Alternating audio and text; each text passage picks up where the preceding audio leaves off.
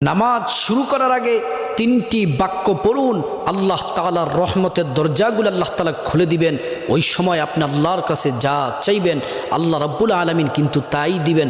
আপনার মনের সকল আশাগুলা আল্লাহ তাআলা পূরণ করে দিবেন।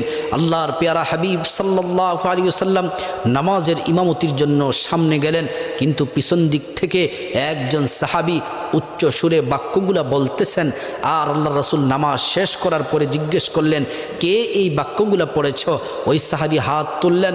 আল্লাহ রাসূল বললেন, তুমি এই দোয়া পড়ার সাথে সাথে আল্লাহ তাআলা রহমতের দরজাগুলা খুলে দিলেন।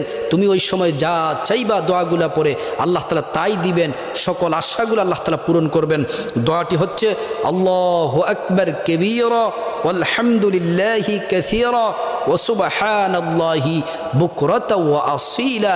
এই দোয়াটি পড়ার সাথে সাথে আল্লাহ তাআলা রহমতের দরজাগুলো খুলে দেন।